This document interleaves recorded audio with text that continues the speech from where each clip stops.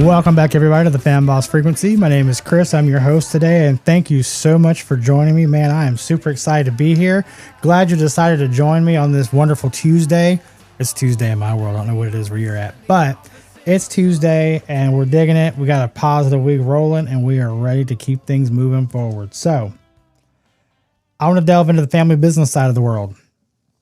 And that is a part that's important to me because my family, I work with my family and I enjoy working with my family. I would like to keep it that way. So all that being said, let's run the numbers.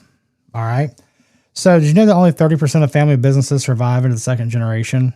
That's crazy. So it means somebody did a lot of work. Their family, nah, I don't really care about that. And then they sell it off or it closes or whatever. 30%. That's terrible. Only 12% make it to a third generation.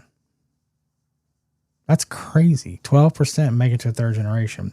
And then if you want to delve even deeper, out of that, only 3% reach the fourth generation. So that's nuts. I just feel like when you have family business, there's always kind of a plan for succession. That should be the goal anyway. But most family businesses don't ever plan for this. And it ends up costing them everything they've built. And of course, if you're dead and gone, who cares? But I love my family and I want them to be taken care of.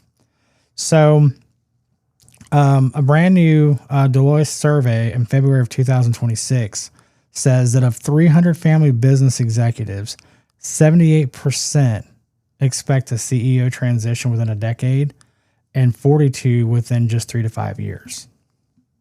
That's pretty significant when you look at the business world today, for sure. The succession paradox. 85% agree succession planning is critical, yet only 57% have a plan. And fewer than 23% are actually implementing a plan. So basically that's 23% of the people are trying to do something about this particular problem. And a succession plan is important. Out of those 30% the people who've actually implemented the plan, only 30% agree that they are behind schedule, which means their plan really doesn't exist. So you start kind of breaking this down a little bit more, it really kind of, the numbers get diluted more and more. So why does it happen? Well, the founder can't let go is one reason. There's really no documentation for how decisions are made, and family dynamics get messy. And let's be real, nobody wants to have the hard conversation of what happens when Pop's too old to run a business. It's unfortunate, but nobody wants to talk about it. So here, when I bought out the owner in October 24 and took full ownership, that wasn't just a transaction, that was a generational commitment. So while my oldest son now, Skylar, is kind of my operations manager, and my youngest son is kind of helping us build our digital presence with the e-commerce site and so forth, we're actively building what most family businesses never get to. So, the businesses that make it to generation 2 and 3 share one thing. They plan for that transition before it was urgent. And that's one of the things that I try to prepare my kids for, is in the event something happens to me, or, when it's time to transition them into, I want them to be prepared, both mentally, physically, financially, and have an understanding what the business is, how it works, and why it works. It's all important to me. And honestly, when you have a family business, a legacy of something of that sort, it's way more than just an estate planning conversation. It's not like who gets the Cadillac, who gets the house, who gets the sofa, who gets grandma's pictures, and it's a business. And see,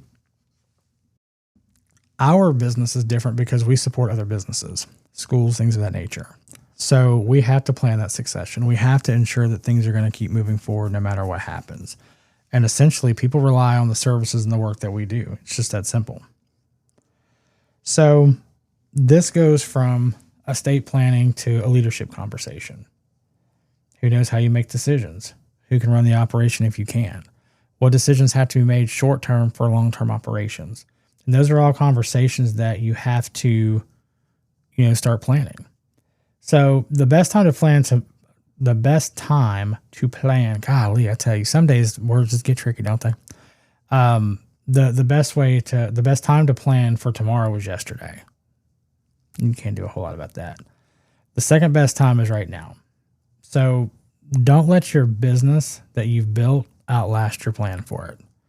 Really start having those conversations. And it may be, selling off to a competitor, or, somebody else in your family is going to take over the business. And if so, who gets what and why? If you get multiple kids, then, there's a lot of schools of thought on this too. My wife and I've had this conversation. I'm a big believer that if you help build the company and grow the company and you're a part of the company, then by all means, you should be rewarded for that.